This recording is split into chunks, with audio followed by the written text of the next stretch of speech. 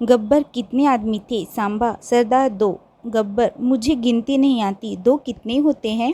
सांबा सरदार 2 1 के बाद आता है। गब्बर और 2 के पहले? सांबा 2 के पहले 1 आता है सरदार। गब्बर तो बीच में कौन आता है? सांबा बीच में कोई नहीं आता सरदार। गब्बर तो फिर दोनों एक साथ क्यों नहीं आते? सांबा 1 के बाद ही 2 आता है, क्योंकि 2 1 से बड़ा है सरदार। गब्बर 2 1 से कितना बड़ा है?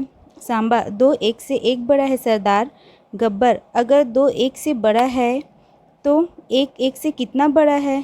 सांबा सरदार अब आप मुझे गोली ही मार दो, मैंने आपका नमक ही खाया है, च्यवनप्राश नहीं। No, no, no, no. एक दिन पप्पू को अनजान नंबर से फ़ोन आया। फ़ोन पर लड़की थी जो बोली, हेलो आप कुंवारे हैं? पप्पू हाँ, लेकिन आप कौन बोल रही हैं? लड़की मैं तुम्हारी बीवी बोल रही हूँ, आज घर आना तो बताऊँगी। थोड़ी देर बाद पप्पू को फिर एक अनजाने नंबर से फ़ोन आया। फिर से एक लड़की ही थी जो बोली, क्या आप शादीशुदा हैं? पप्पू हाँ, लेकिन तुम कौन? लड़की तुम्हारी गर्लफ्रेंड धोखेबाज। पप्पू सॉरी बेबी, मुझे लगा मेरी बीवी है। लड़की बीवी ही हूँ, आज बस तुम घर आ जाओ फिर बताती हूँ। No, no, no, no. बस की लाइन में एक बुजुर्ग अपनी बारी का इंतज़ार कर रहे थे। वहाँ एक नवयुवक आया और उसने बुजुर्ग से पूछा, अंकल समय क्या हुआ है? बुजुर्ग मुझे नहीं मालूम। युवक लेकिन आपके हाथ में घड़ी तो है, प्लीज़ बता दीजिए ना कितने बजे हैं? बुजुर्ग मैं नहीं बताऊँगा। युवक पर क्यों?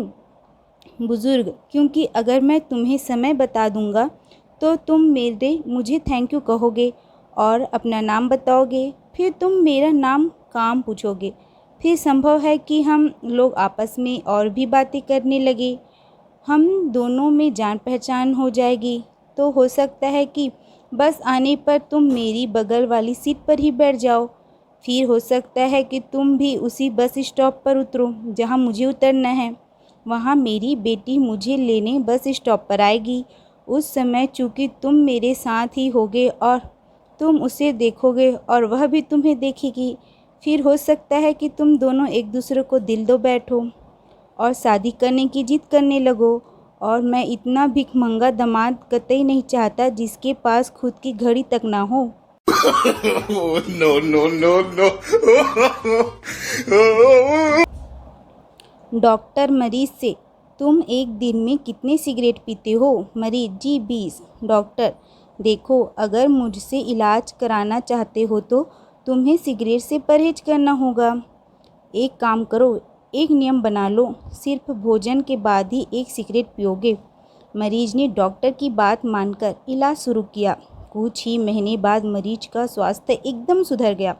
डॉक्टर देखा, मेरे बताए गए परहेज से तुम्हारा स्वास्थ्य कितना सुधर गया?